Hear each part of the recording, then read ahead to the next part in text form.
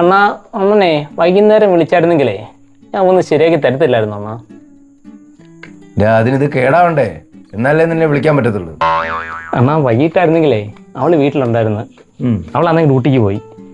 മോനാണെങ്കിലുണ്ടല്ലോ കുസൃതി ചെറുക്കനാ. അല്ല പിള്ളേരല്ലേ, അവരൊക്കെ കുസൃതി കാണിക്കത്തില്ലടാ. പിന്നെ അവനങ്ങനെ അത്ര വലിയ കുസൃതിയാണെന്ന് എനിക്ക് തോന്നിയിട്ടില്ലല്ലോടാ. അണ്ണാ ഇപ്പൊ ഒരു പുതിയൊരു കുഴപ്പമാണ്.